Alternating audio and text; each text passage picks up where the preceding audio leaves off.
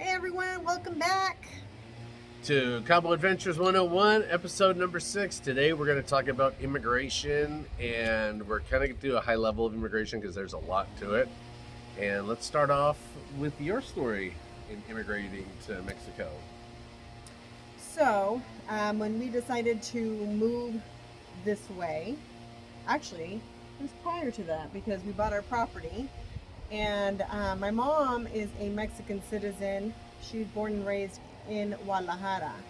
So, when we bought our property over here, we thought it would be easier if maybe I became a dual citizen for tax purposes and then the trust. That's what we thought.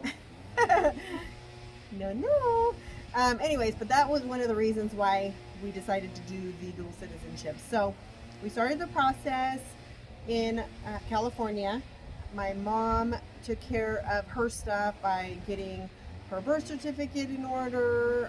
I had to get my birth certificate sent over to Mexico. I had to get it notarized.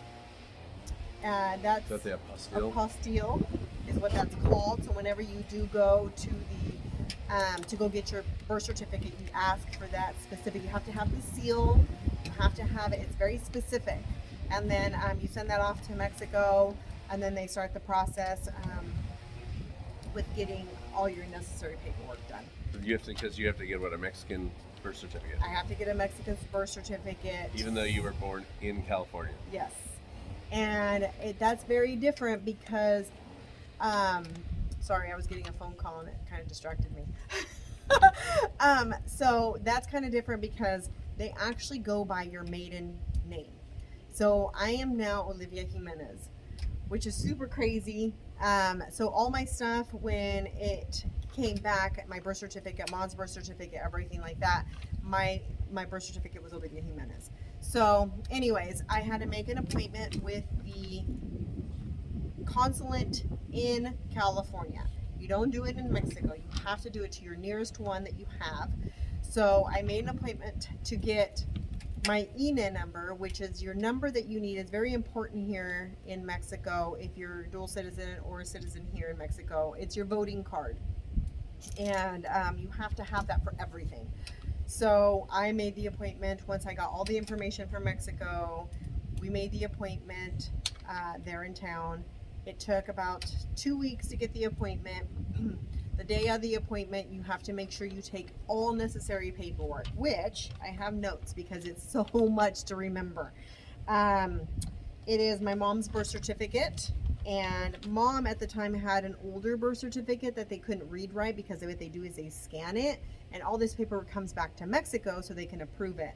So we had to get a brand new birth certificate made there. So that took some time. So I had mom's birth certificate done there.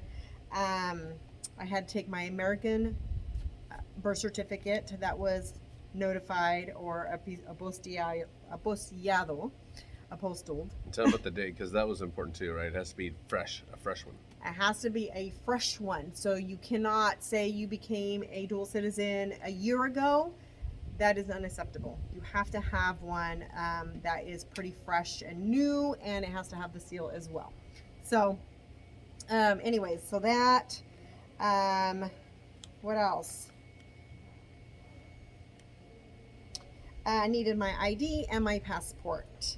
And so with all that paperwork, I had to have it all in order. I sat down, they had to bring me up. I showed them all my paperwork.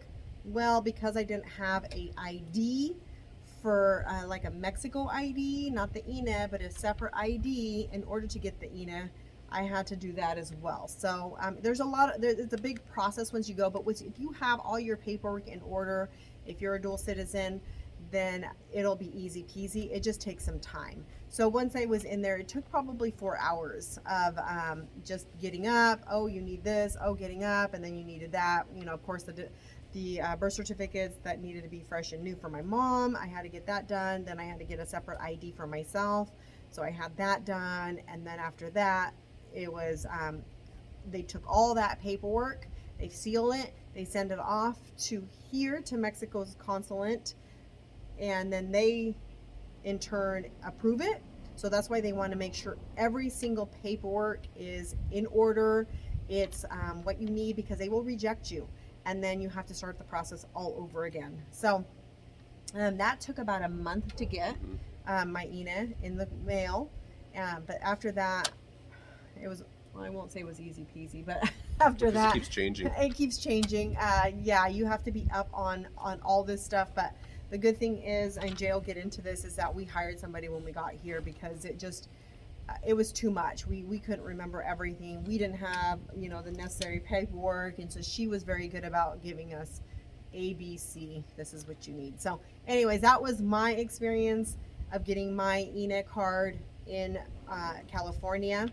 So first things first, if you are dual, if you have a mom that's born or a dad that's born in Mexico, then you can do your dual citizenship. So yeah, and the ENA is basically your Mexican ID card that kind of proves you're a citizen of Mexico. It is. Because only citizens can get the ENA cards. Yes. Yep.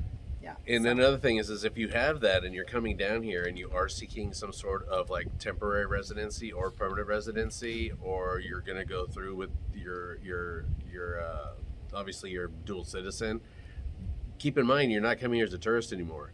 So when you come through customs when you're in Mexico, do not do the tourist visa, do not do any of that stuff, because you are not a tourist. You are a Mexican citizen now, so you will go through the Mexico side. Even if you have an American passport and you do not have a Mexican passport, you go through the Mexican side because you are a citizen, and then you show them your American passport and they'll stamp it, because you don't want to come here as a tourist. And well, just remember this is, even me as a U.S. citizen, and I now have permanent residency, I can no longer go through that other side either, because if I go through that other side as a permanent resident and I show them my tourist visa that I got on the airplane, it null and voids my permanent residency, and now I'm back to tourist visa and I need to start all over. So it's very important, because we learned that through the lady that actually helped us with all our paperwork, Yes. and then through videos that we also have watched.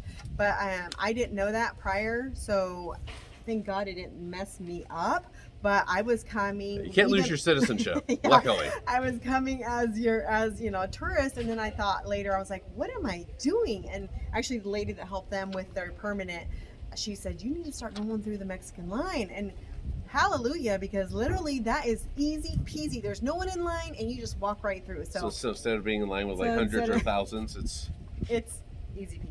20 you people. Just go right through there instead of the long line. So anyways, that was my experience of getting my ENA number. So Jay will talk about his experience, or actually about getting residency here. Yeah, residency. I mean, and there's different ways to do it. Obviously, I did it through Olivia. Olivia sponsored me. Or actually, I take that back. Olivia did not sponsor me. Olivia actually sponsored our children, and then Mexico recognized that I'm the father of the children. So then the children, in turn, were able to sponsor me. So Olivia sponsored the children sponsored me, and that's why I was able to do kind of the fast track to permanent residency. And but the regular way, let's just say that you don't have a spouse that's a Mexican citizen or has dual citizenship, and you're just going about this the regular way. There's a couple ways around it. Number one, when you come down here and you're on your tourist visa, that's good for 180 days. So as long as you're staying 180 days or less, you can stay here on your tourist visa, and you can buy property. Once say you buy property, it's not mandatory, but they highly recommend that you get some sort of other residency status besides a tourist visa, that you get a temporary visa, residency, or permanent, because now you own property here. You have something tying you to Mexico. You're paying property taxes, so they would want you to do that, and it's not really that difficult. Once you purchase your property down here and you get like your internet bill, your power bill, that's in your name and it has that address on there, you get a copy of that bill and your passport. What else do you? Birth certificate, and you can take that to the immigration office, and then you can apply for it. But like we've said before, hire a professional. This is not something that you want to navigate on your own. Absolutely hire either an immigration attorney or somebody that used to work in that office. Like it seems like the majority of the people that are doing this are folks that are experienced with it. Like they actually probably worked in the office. And then retired or got out of it, and now they're freelancing and moonlighting and doing this as a business. And those folks have contacts. They can get the meetings faster than you can. The immigration office now, because of COVID and everything, you cannot schedule it months in advance and then plan your trip. you need to make sure that you communicate with the person that you hire and say, hey, I'm going to be here for X amount of time. Generally speaking, they want you to be here for a minimum of 2 weeks so that they know that they know when they're available and that they can get you scheduled in there. You meet there first thing in the morning and you can get a number because it's basically first come, first serve. Some days they only accept 10 applicants. Some days they accept 15. Some it's 25. It just depends. So you have to be very flexible with that. What's the other things with that? The other thing is, like, you will need to start this process in your consulate, in your hometown, just like Olivia said and what she did. You'll have to do that as well. When you go to the consulate and you tell them that you're going to seek residency down there, like say even temporary residency or permanent, regardless, if you're saying temporary, they're going to say, well, what's temporary? How often are you going down there? If you say, well, I own a rental property, I just go down there for 2 weeks a year, you're not going to get it. So regardless of what the minimum amount of time is you're going to stay, you're going to tell them your minimum amount of time is 6 months. 6 months, a year, because they're going to be like, yeah, you're wasting your time. So make sure you tell them that the minimum you're going to come down here for is 6 months at a time at least, and then they'll take you more serious, and then they'll give you the directions and the paperwork to come down here. Also, same thing. When you do that and you come across the border and you're going through immigration, do not fill out the tourist visa stuff, because what you'll get is you'll get an FMM. And then FMM is basically a 30-day pass that will allow you to then hook up with your immigration attorney or your immigration professional, and that gives them 30-day window to get you that meeting in there to get your paperwork done. But if you go in as a tourist, you pretty much have blown it, and then they have to go back to the airport, reverse all your tourism stuff, which could be a pain in the butt and could take 3-4 days and cost you obviously more money. So avoid all that. Show them your paperwork from the consulate, and you get your FMM, and then immediately make contact with your immigration attorney or professional, and then they'll set up your appointment and get you squared away. When you go to that appointment back at your consulate, back in your hometown or close by, they're going to ask you for income. They want to make sure that you're not going to be like a deadbeat living in Mexico collecting welfare or be a burden to the economy here. So if you're a full-time employee, they're going to want to see like 12 months of income. It's going to have to be, I think, roughly $2,500 a month of income coming in. If you're retired, they'll ask for at least 6 months of bank statements showing your retirement income coming into your bank account. They want to see proof that you're solvent, you're solid, you're self-sufficient. You're not going to need any assistance from the Mexican government or anybody else to help you stay here. So those things are important, and that will also apply towards getting your permanent residency. Another good thing is if you do buy and own property down here, the equity and the value of the property down here will help you qualify for your temporary or permanent residency. So, what did I forget? I think you got it. I think that's about it. How about the benefits? Yeah. Benefits to permanent residency is when you go and you say if you sell your property. See, we're just connected like that. So say if you're going to sell your property, if you're a permanent resident here, and let's just say you came down here and you're working down here like what we are, and then you get your RFC, which is like your taxpayer ID, so you can pay income tax in Mexico. The permanent residency alone gives you a discount when you pay capital gains when you sell your property down the road, if you ever intend to do so. Or say if you get so much equity that you want to maybe move up and put that equity use and buy another property, it'll give you a discount on your capital gains. If you have your RFC, then you get more points. So it's kind of like a point stack system. The longer that you live here, the longer that you've been a resident, if you have the permanent residency and if you have RFC, all those things are points that basically help you get more of a discount on your capital gains here when you sell your property, if you intend to sell it at any point.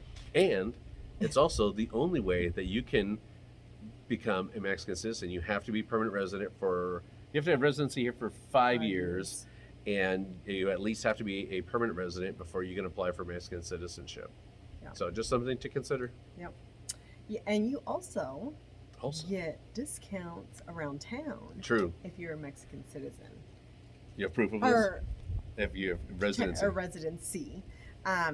You just give them your ID and you say, hey man, I live here, and then you get discounts on stuff. So that's a plus. Another thing I wanted to go back to is when hiring somebody too, we have a list of people that you guys, if you are interested in that, becoming a resident here or wanting to do your dual citizenship, get a hold of us, comment on our video, and then we will send you a list of people that we dealt with that were absolutely amazing. And the cost for her to do what she did for us was $300. Or even we have multiple people because we have the other attorneys. That we work have with another too. attorney too. So it's roughly around $300 for them just to do your paperwork, and then aside from, of course, all your fees that to become a resident here is separate. But I think that's pretty reasonable because she does it all. Correct. We didn't have to do one thing, so we just had to get her the paperwork that she needed.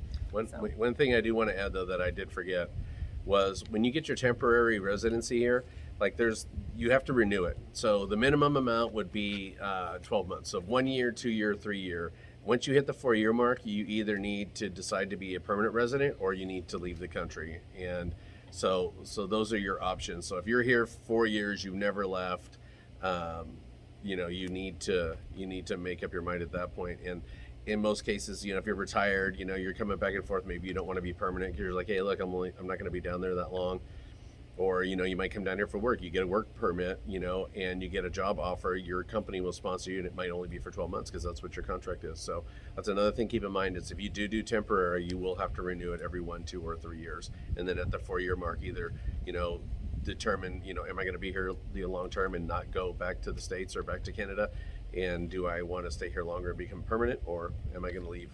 And then, you can come back and start it all over again. Yep, and there you go. I think that is our video for today. We're going to get into other things later. Jay and I are going to start work here pretty soon. We're working on that, so we're going to go into what we needed to do in order to get our jobs here as well. So that'll be next. And then we'll start videos on homes and areas. So, well, until the adventure continues, see you next time. Huskies out.